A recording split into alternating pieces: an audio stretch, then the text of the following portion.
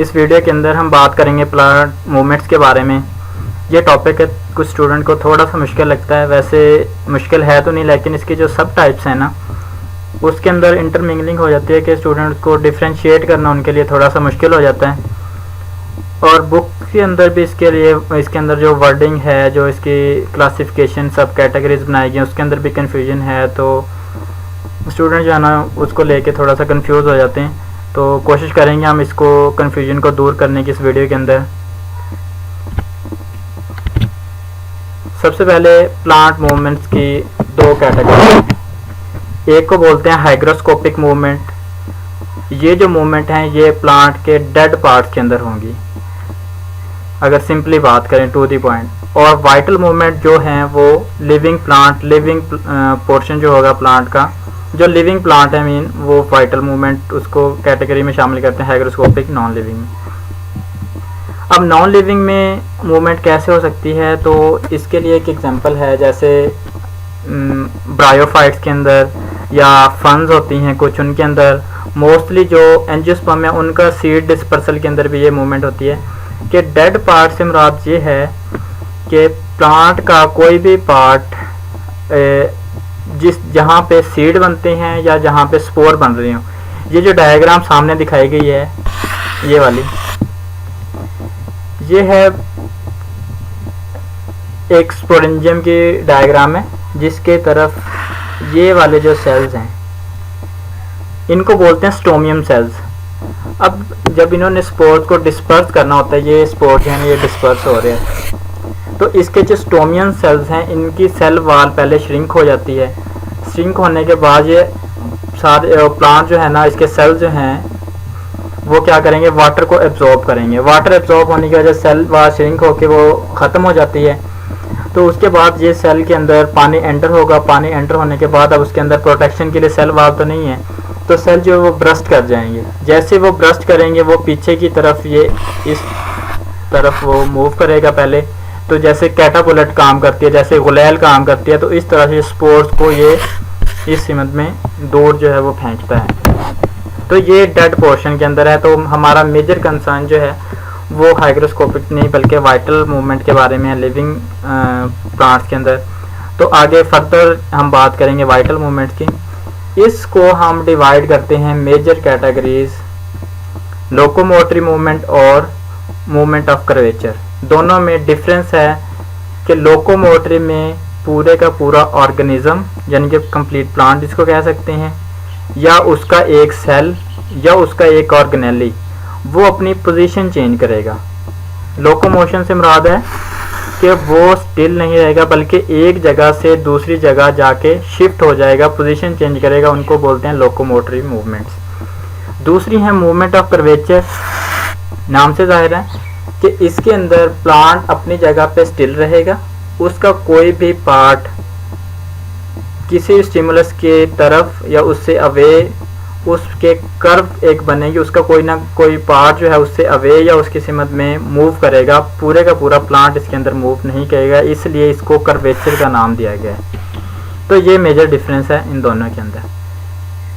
फिर इनमें सबसे पहले देख लेते हैं कि लोकोमोटरी मूवमेंट्स। लोकोमोटरी मूवमेंट्स को मज़ीद दो कैटेगरीज के अंदर डिवाइड करते हैं। एक को कहते हैं ऑटोनोमिक मूवमेंट और दूसरी है पैराटोनिक। ऑटोनोमिक मूवमेंट्स का दूसरा नाम है स्पॉन्टेनियस मूवमेंट भी इनको कहा जाता है, और पैराटोनिक को कहा जाता है इंड्यूस्ड मूवमेंट। अब ऑटोनोमिक या स्पॉन्टेनियस मूवमेंट जो होंगी ये वो मूवमेंट होंगी जिनके अंदर कोई भी स्टिमुलस, कोई भी एक्सटर्नल स्टिमुलस इन्वॉल्व नहीं होगा। इसकी जो भी रीज़न है प्लांट के मूव करने की वो प्लांट के अंदर विद इन प्लांट होगी और वो इनहेरेंट होगा, मतलब वो जो रीज़न है प्लांट के मूव करने की वो चीज़ उसके डीएनए का हिस्सा होगी। ऑटोनोमिक में उसके डीएनए का पार्ट है। लेकिन इसके अगेंस्ट अगर पैराटोनिक देखें, इसके अंदर कोई भी एक्सटर्नल स्टिमुलस होगा जो इंड्यूस करेगा प्लांट को मूव करने के लिए, जो जैसे कहते हैं एक्साइट करेगा कि उस अगर वो एक्सटर्नल स्टिमुलस नहीं होगा तो पैराटोनिक मूवमेंट वो नहीं होंगी। ये डिपेंड करते हैं एक्सटर्नल स्टिमुलस पे, अगर वो है तो ये मूवमेंट शो होंगी, अगर नहीं है तो ना सही। लेकिन ऑटोनोमिक मूवमेंट है, इसका एक्सटर्नल स्टिमुलस से कोई लिंक नहीं है, ये उसके डीएनए के अंदर है, उसका पार्ट है, तो ये मूवमेंट शो होंगी। ऑटोनॉमिक मूवमेंट, अब हम बात कर रहे हैं लोकोमोटरी मूवमेंट, उसकी सब कैटेगरीज हैं। तो लोकोमोटरी से मुराद तो ये हो गया कि पूरे का पूरा ऑर्गेनिज्म या सेल मूव करेगा। फिर आगे ऑटोनॉमिक और पैराटोनिक। पहली कैटेगरी है सिलियरी मूवमेंट के सीलिया या फ्लैजेला उसके अंदर मौजूद होंगे, उसकी मदद से वो शिफ्ट होगा एक जगह से दूसरी जगह। इसकी एग्जांपल हम लेते हैं क्लेमेडोमोनास और वॉलवॉक्स हो गए। तो ये एल्गी हैं। एल्गी भी प्लांट की कैटेगरी में ही शामिल किए जाते हैं, एल्गी के लिए कोई अलग किंगडम नहीं है, वो भी प्लांट्स हैं, तो वो मूवमेंट भी इसी प्लांट मूवमेंट में आ जाएंगे। क्लेमेडोमोनास के अंदर फ्लैजेला होते हैं, वॉलवॉक्स जो है पूरी कॉलोनी इसकी फ्लैजेला की मदद से मूव करती है, लोकोमोशन शो करती है, इसलिए इसको सिलरी मूवमेंट। दूसरी है साइक्लोसिस। साइक्लोसिस से मुराद ये होता है कि सेल का जो साइटोप्लाज्म है वो कोई एक स्टिल मैटर नहीं है, बल्कि उसके डिफरेंट ऑर्गेनेलीज अपनी पोजीशन चेंज करते रहते हैं। साइटोप्लाज्म जो है वो स्ट्रीमिंग शो करता है, स्ट्रीमिंग मूवमेंट उसके अंदर होती है, उसको हम नाम देते हैं साइक्लोसिस का। प्लांट सेल के अंदर जितने भी ऑर्गेनेली हैं, अब इसमें सबसे बेस्ट एग्जांपल जो देखी जाती है, बहुत ही कॉमन है, ट्रेडिस्केंशिया का प्लांट। इसके अंदर होता क्या है कि अगर इसके स्टेमिनल हेयर एक होता है, मतलब ट्राइकोम्स की फॉर्म में, जैसे एपिडर्मिस के ऊपर छोटे छोटे ट्राइकोम्स होते हैं, उसको अगर लेके माइक्रोस्कोप के नीचे अगर देखा जाए तो इसके साइटोप्लाज्म में रोटेशन और सर्कुलेशन टाइप मूवमेंट शो होती है कि उसके जो अंदर मटेरियल है वो एंटी क्लॉकवाइज क्लॉकवाइज हर तरफ जो है वो सर्कुलेट करता है। तो ये भी उसके डीएनए का पार्ट है, इसके अंदर कोई भी इन दोनों के अंदर स्टिमुलस इन्वॉल्व नहीं होता, तो ये मूव करते रहते हैं, इसलिए हम इसको ऑटोनॉमिक। फिर आ जाते हैं पैराटोनिक की तरफ। पैराटोनिक में सबसे पहली कैटेगरी में फोटोटैक्टिक। फोटोटैक्टिक, अब हमने कहा था कि पैराटोनिक में कोई ना कोई एक्सटर्नल स्टिमुलस इन्वॉल्व होगा, तो फोटोटैक्टिक में वो स्टिमुलस होगी लाइट, कि अब कोई भी ऑर्गेनेली, कोई भी सेल, कोई भी ऑर्गेनिज्म पूरे का पूरा जिस तरफ लाइट होगी उसकी तरफ या उससे अवे मूव करे, तो हम इसको कहेंगे फोटोटैक्टिक। अब दूसरी बात ये कि पैराटोनिक मूवमेंट जो है ना, यानी कि वो मूवमेंट जो एक्सटर्नल स्टिमुलस पे डिपेंड करती हैं, वो पॉजिटिव भी हो सकती हैं, वो नेगेटिव भी हो सकती हैं।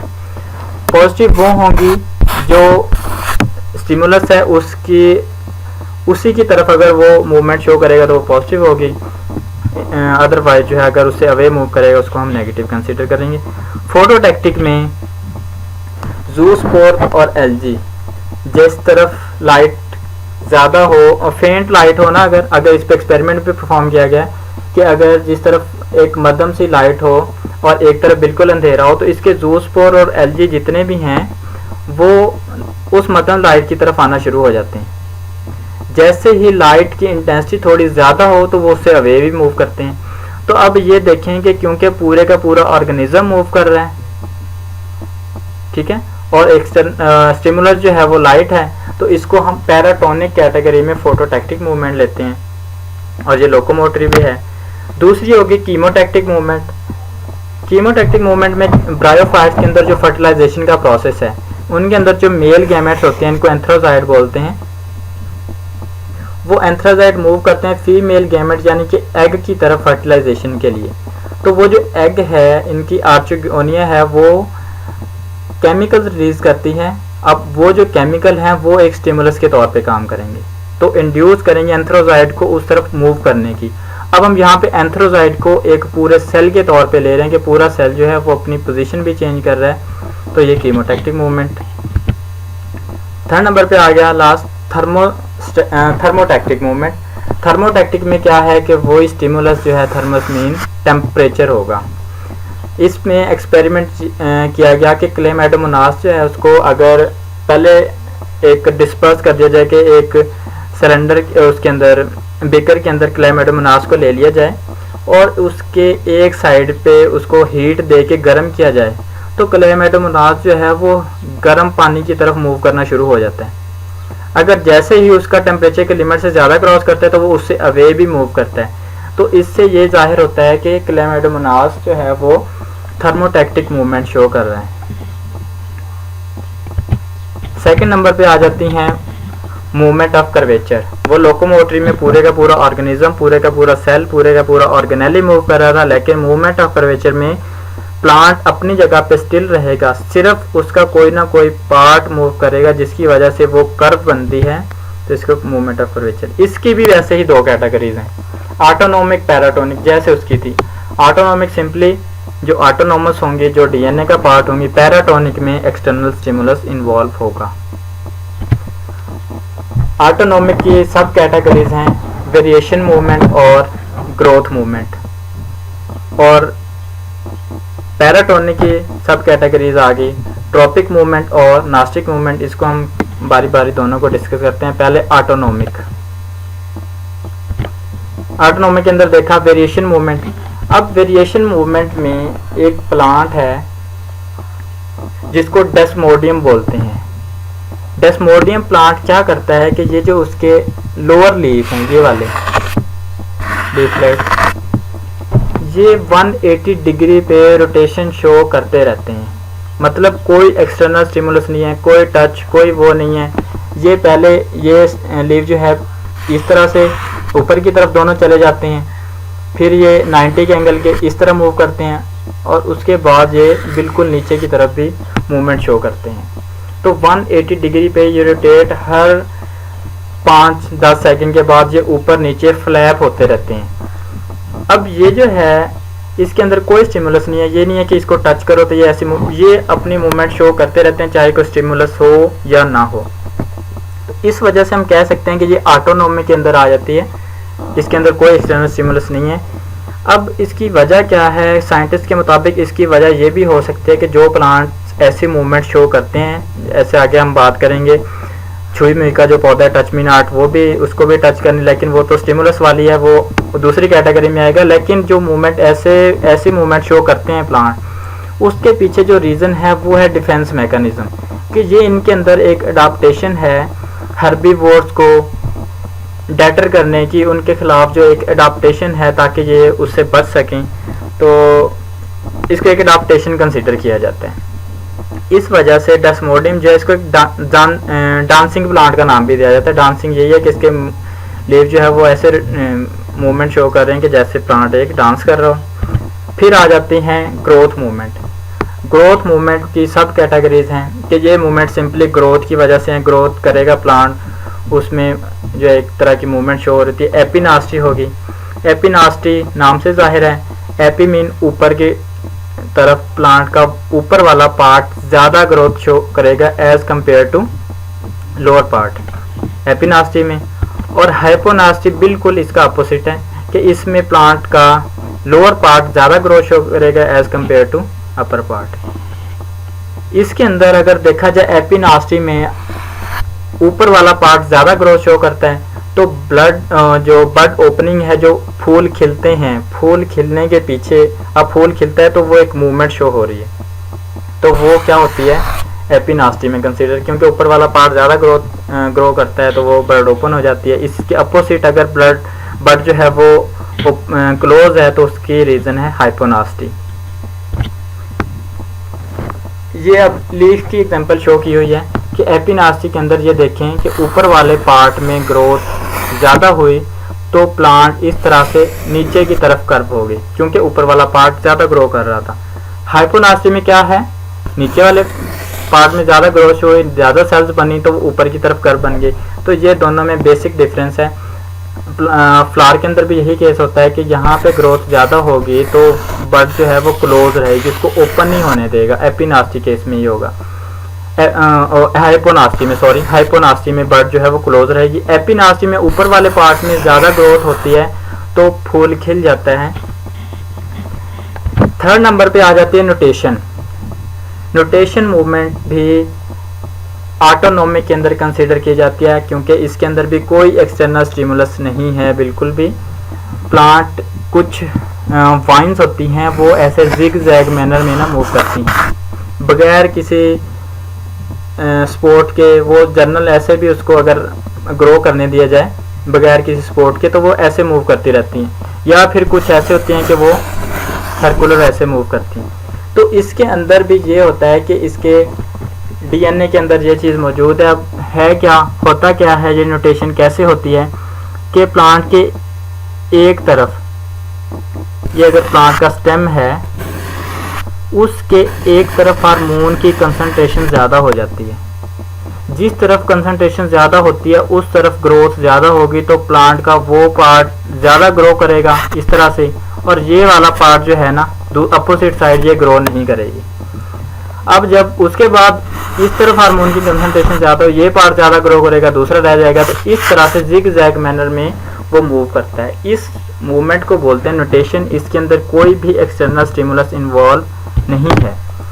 इसकी ये एग्जांपल है, नीचे सर्कुलर मूवमेंट शो की गई है, तो ये नोटेशन की एग्जांपल है। फिर आ जाते हैं paratonic movement of curvature, second case, जिसके अंदर एक्सटर्नल स्टिमुलस इन्वॉल्व है। इसकी मेजर दो कैटेगरीज हैं, ट्रॉपिक मूवमेंट और नास्टिक मूवमेंट। ट्रॉपिक मूवमेंट होती हैं डायरेक्शनल मूवमेंट, इनको डायरेक्शनल मूवमेंट कि इनका स्टिमुलस जो होगा वो एक खास डायरेक्शन से आएगा और ये एक डायरेक्शन के अंदर ही मूवमेंट शो करेंगे, इसलिए इनको डायरेक्शनल मूवमेंट भी कहा जाता है, ट्रॉपिक मूवमेंट। और नास्टिक मूवमेंट होती हैं नॉन डायरेक्शनल, इसके अंदर कोई भी डायरेक्शन इन्वॉल्व नहीं होगी कि वो स्टिमुलस की तरफ मूव कर रहे हैं, स्टिमुलस से अवे। स्टिमुलस ज़रूर होगा क्योंकि ये पैराटोनिक की कैटेगरी में आ रहे हैं, जिसके अंदर इंड्यूस्ड मूवमेंट की हम बात कर रहे हैं। स्टिमुलस होगा दोनों के अंदर, लेकिन इसके अंदर उसकी डायरेक्शन होगी, इसके अंदर कोई डायरेक्शन नहीं होगी। अब ट्रॉपिक मूवमेंट में पहले आ जाती है जियोट्रॉपिज्म, कि इसके अंदर स्टिमुलस जियो मीन ग्रेविटी, या हम जियो मीन अर्थ होता है, तो इसके अंदर जो स्टिमुलस है वो होगा ग्रेविटी। तो प्लांट की जो जड़ें हैं वो इसके पॉजिटिव जियोट्रॉपिज्म शो करती हैं। क्यों? क्योंकि वो ग्रेविटी की तरफ मूव करती हैं। इसको सिंपल एक एक्सपेरिमेंट भी परफॉर्म किया जाता है कि अगर प्लांट को हॉरिजेंटल पोजीशन के अंदर इस तरह से हॉरिजेंटल पोजीशन में अगर उसको रख दिया जाएगा, अगर हम ये देखना चाहते हैं कि वाकई रूट्स ऐसी मूवमेंट शो करती भी हैं कि वो, हम तो सिर्फ ये समझते हैं कि जड़ें जो हैं वो नीचे पानी के लिए मूव कर रही हैं कि उसने मिनरल्स और वाटर को एब्जॉर्ब करना है, तो सिर्फ ऐसा नहीं है, बल्कि वो जियोट्रॉपिज्म भी शो करती हैं कि अगर उनको हॉरिजेंटल पोजीशन में रख दिया जाए तो उसकी रूट्स जो हैं, इस पे एक्सपेरिमेंट भी परफॉर्म किया है रियोस्टेट वाला, क्लिनोस्टेट वाला सॉरी। तो मूवमेंट इस जो रूट्स की होगी वो नीचे की तरफ होगी और जो शूट्स होती हैं वो ऊपर की तरफ मूव करती हैं। इसका मतलब है कि जो शूट्स हैं वो नेगेटिव जियोट्रॉपिज्म शो करती हैं। सेकंड नंबर पे आ गया हाइड्रोट्रॉपिज्म, कि इसके अंदर स्टिमुलस जो है वो हाइड्रो होगा। ये बिल्कुल जियोट्रॉपिज्म की तरह है कि जो रूट्स हैं वो पॉजिटिव हाइड्रोट्रॉपिज्म शो करेंगी और जो शूट्स हैं वो नेगेटिव। नेगेटिव मीन वो इसके अगेंस्ट, इसकी अपोजिट साइड पे मूव कर रही हैं। अब देखें कि क्योंकि जिस तरफ वो स्टिमुलस है उसकी तरफ या उससे अवे प्लांट के पार्ट्स मूव कर रहे हैं, इसलिए हम इसको डायरेक्शनल में कंसीडर करेंगे, इसलिए ट्रॉपिक मूवमेंट को डायरेक्शनल कहा जाता है। थर्ड नंबर पे आ जाता है फोटोट्रॉपिज्म। ये भी एक कॉमन सा एक्सपेरिमेंट है, छोटी क्लास में करवाया भी जाता है कि अगर आप एक प्लांट को अंधेरे में रख दें और उसको सिर्फ एक तरफ से आप लाइट की जो है ना वो शॉ बीम गुजारें, तो प्लांट का जो शूट वाला पोर्शन है वो लाइट की तरफ बेंड होना शुरू हो जाता है, तो उसकी डायरेक्शन में, तो इसको हम फोटोट्रॉपिज्म कंसीडर, ये सिंपल ही है। फिर आ जाता है जी कीमोट्रॉपिज्म। अब पहले हमने पीछे बात की थी कीमोटैक्टिक की, उसके अंदर पूरे का पूरा पार्ट जो है वो मूव कर रहा था, वो लोकोमोटरी मोशन थी, जहाँ वो भी डायरेक्शनल थी, ये भी डायरेक्शनल है, लेकिन ये है कर्वेचर की मूवमेंट, उसके अंदर पूरे का पूरा वो मूव नहीं करेगा। कीमोटैक्टिक मूवमेंट में एग्जांपल ली जाती है कि जब फर्टिलाइजेशन होती है प्लांट के अंदर, स्टिग्मा के ऊपर पोलन ग्रेन जब आके बैठता है ऊपर, तो पोलन ट्यूब बनती है। पोलन ट्यूब में वो पार्ट ऐसे नीचे से होके, मतलब ये अगर एग है यहाँ पे, तो स्टेमन जो सॉरी एंथ्रोजाइट जो है वो नीचे से ऐसे बेंड होके ऊपर की तरफ एग तक पहुँचता है अब ओपनिंग के ज़रिए से। तो ये जो एक कर्व शो कर रहा है, ये मूवमेंट है, इसके अंदर भी एक्सटर्नल स्टिमुलस है, वैसे ही जैसे उसके अंदर था कि इसके अंदर प्लांट के अंदर सेल एग के साथ सिनर्जिड सेल होते हैं जो केमिकल रिलीज करते हैं, वो इसको अट्रैक्ट करते हैं, जिसकी वजह से ये फर्टिलाइजेशन का प्रोसेस होता है। फिर आ जाता है थिग्मोट्रोपिज्म। थिग्मो के अंदर जो स्टिमुलस होगा एक्सटर्नल वो है टच। अब कुछ प्लांट्स हैं उनको अगर सपोर्ट दी जाए तो वो उसके इर्द गिर्द लिपट जाते हैं, उस प्लांट के इर्द गिर्द। इसमें सिंपल एग्जांपल है कस्क्यूटा प्लांट है, जो भी प्लांट उसके कांटेक्ट में आए तो ये उसके ऊपर सपोर्ट के लिए उसके ऊपर लिपट जाता है।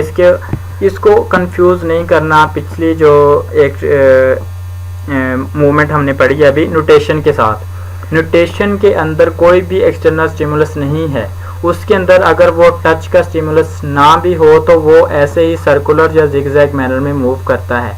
लेकिन थिग्मोट्रोपिज्म के अंदर सिंपली वो अगर सीधा मूव कर रहा है, जब उसके सामने कोई टच कोई सपोर्ट आएगी तो असल में क्या होता है, जो पार्ट उसका सपोर्ट के साथ कांटेक्ट में आ जाता है उस तरफ ग्रोथ रुक जाती है, उसके अपोजिट साइड पे ग्रोथ ज़्यादा होती है। अपोजिट साइड पे ग्रोथ ज़्यादा हुई तो वो उसके गिर्द रैप हो जाएगा इस तरह से, जैसे ये ऊपर मैंने दिखाया। तो अपोजिट साइड पे ग्रोथ ज़्यादा होती है, जिस तरफ टच होता है उस तरफ ग्रोथ नहीं होती। तो ये थिग्मोट्रोपिज्म और नोटेशन में बेसिक डिफरेंस यही है।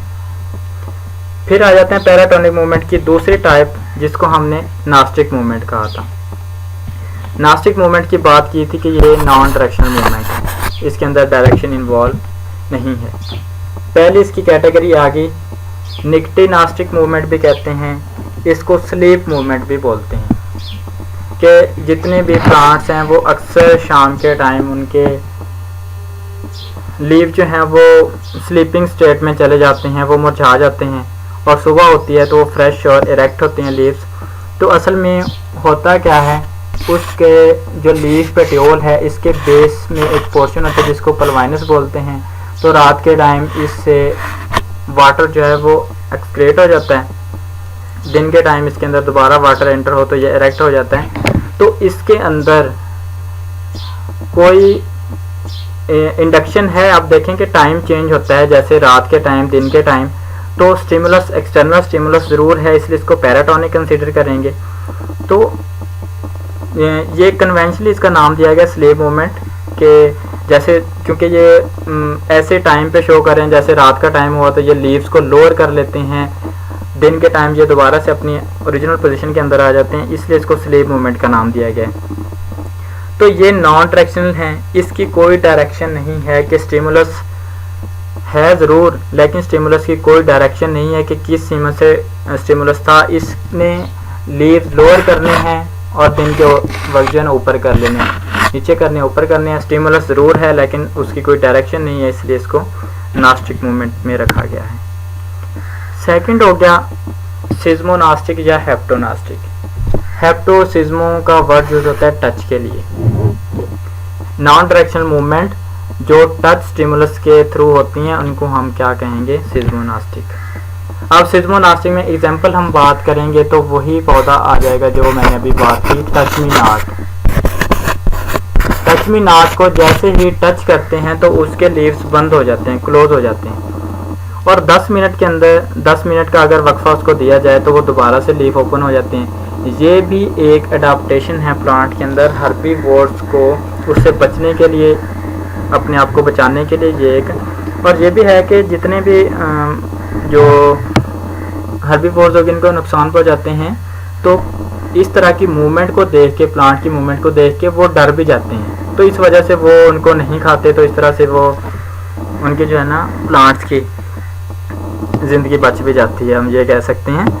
तो सिज्मोनास्टिक के अंदर क्या है कि जब हम टच करते हैं तो तभी वो मूवमेंट शो करेगा। तो स्टिमुलस तो है टच का, लेकिन नॉन डायरेक्शनल है। नॉन डायरेक्शनल कैसे है ये कि हम प्लांट को जिस मर्जी साइड से टच करते हैं उसने ओपन होना है, क्लोज होना है, लीव्स ने बंद होना है और जो उसके बाद ओपन होना है, ये उस हमारे टच पे डायरेक्शन, उसकी डायरेक्शन में नहीं है। जिधर से मर्जी टच करें उसने एक ही तरीके से बंद होना और खुलना है। थर्ड आ जाती है फोटोनास्टी।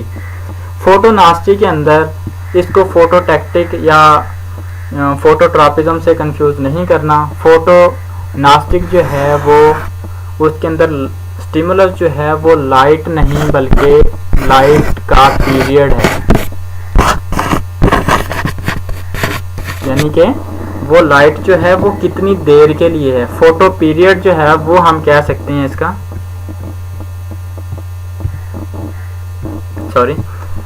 उसके अंदर हम ये कह सकते हैं कि फोटो पीरियड एक स्टिमुलस है, ना कि वो लाइट। अब जितने भी लॉन्ग डे प्लांट और शॉर्ट डे प्लांट में यही है, जो गर्मियों के पौधे हैं उनको फूल लगने के लिए, फ्लावरिंग के लिए तकरीबन 8 से 10 घंटे का जो है ना दिन का टाइम रोशनी लाइट चाहिए। पीरियड जो है वो 8 से 10 घंटे चाहिए। बेशक लाइट हो, लेकिन अगर उसका टाइम कम है तो उसके अंदर लॉन्ग डे प्लांट के अंदर फ्लावरिंग नहीं होगी। तो इसके अंदर स्टिमुलस है लाइट पीरियड, वो एक स्टिमुलस जरूर है, लेकिन उसकी अब डायरेक्शन तो नहीं है ना। जो वक्त है 8 से 10 घंटे के लिए रोशनी चाहिए, तो उसका कोई वक्त ये नहीं है कि उसकी डायरेक्शन होगी कि इस सिमत से ही लाइट चाहिए। तो वो तो ओवरऑल मौजूद है हर सिमत में। फोटोट्रॉपिज्म इससे डिफरेंट इस वे में है कि वो डायरेक्शन मूवमेंट है, और फोटोनास्टी है जो, या फोटोनास्टिक मूवमेंट जो है ये उससे इस वे में डिफरेंट है कि ये नॉन डायरेक्शन मूवमेंट है। आई होप कि आपका मेजर पोर्शन इसके अंदर कोई भी कन्फ्यूजन हो वो क्लियर होगी। लेकिन अगर फिर भी अगर किसी भी किस्म की कोई कन्फ्यूजन हो तो आप कमेंट सेक्शन में क्वेश्चन पूछ सकते हैं, तो मैं पूरी कोशिश करूँगा कि आपके क्वेश्चन का जवाब दिया जाए। Thank you.